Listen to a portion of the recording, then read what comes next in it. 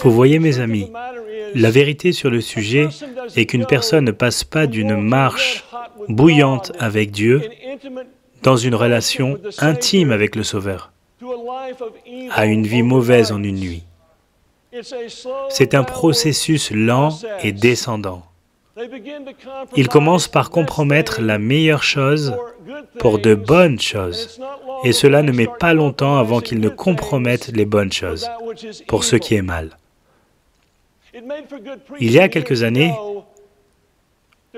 maudire les charismatiques était une bonne prédication. Après tout, certains de leurs grands noms ont mordu la poussière à cause de l'immoralité. Mais je vous dis, mes amis, nous avons autant d'évangéliques, de fondamentalistes et de gens réformés dans l'Église qui tombent. Notez bien mes paroles ce soir. Cela n'a pas commencé par le fait qu'ils soient passés d'une relation vitale avec le Sauveur à une apostasie totale en une seule nuit. Ce fut un processus lent, comme vous le verrez dans la vie du roi Salomon. C'est un avertissement. C'est un avertissement du berger. Et je veux commencer ce soir par partager avec vous une petite satire qui, je crois, mettra un peu les choses en place, afin que vous puissiez comprendre où nous allons ce soir. Elle est appelée le plan. Satan a convoqué une convention mondiale. Dans le message d'ouverture à ces esprits mauvais, il a dit « Nous ne pouvons pas empêcher les vrais chrétiens d'aller à l'église. Nous ne pouvons pas les empêcher de lire leur Bible et de connaître la vérité. Nous ne pouvons même pas les empêcher d'avoir des valeurs conservatrices, mais nous pouvons faire quelque chose d'autre.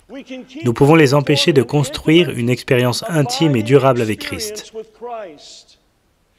S'ils obtiennent cette connexion avec Jésus, notre pouvoir sur eux est brisé.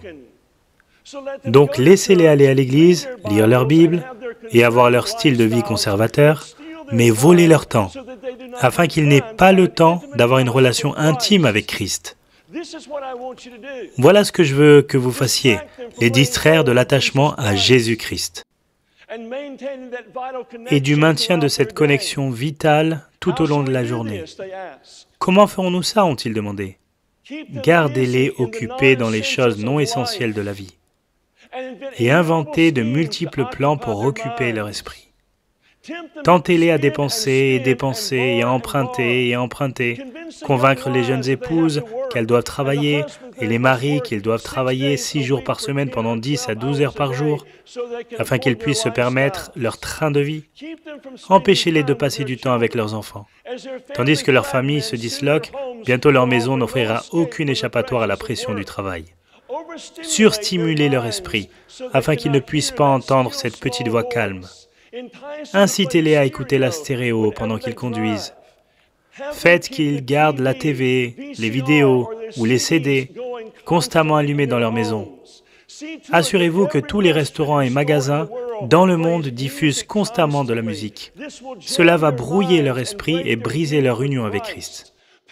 Remplissez leur esprit d'informations et de météo 24 heures par jour. Envahissez leur temps dans la voiture avec des panneaux d'affichage lumineux, inondez leurs boîtes mail et leurs boîtes à lettres d'immondices et de courriers indésirables pour les faire chuter. Même en vacances, laissez-les être excessifs. Faites-les revenir de leur congé, épuisés, inquiets et non préparés pour la semaine suivante. Ne les laissez pas aller dans la nature. Envoyez-les plutôt dans les parcs d'attractions, les événements sportifs, les concerts, les cinémas et les centres commerciaux. Et quand ils se rencontrent pour une communion spirituelle, ne les laissez pas parler de quoi que ce soit de profond ou de ce qu'ils affrontent. Découragez-les d'aimer sa présence quand ils sont ensemble. À la place, faites qu'ils craignent de s'ouvrir et remplissez leur temps de bavardage futiles, de rires frivoles et de potins afin qu'ils partent avec des consciences troublées et des émotions perturbées. Laissez-les participer à la conquête des âmes, mais remplissez leur vie de tellement de bonnes causes afin qu'ils n'aient pas de temps pour chercher la force de Christ. Bientôt, ils travailleront avec leur propre force, sacrifiant leur famille et leur santé pour la vision. C'était presque une convention. À la fin, les esprits démoniaques se sont rendus avec empressement à leur mission, entraînant les chrétiens partout à être occupés par la vie et à les éloigner de celui qui est la vie. Ont-ils réussi? Vous jugez.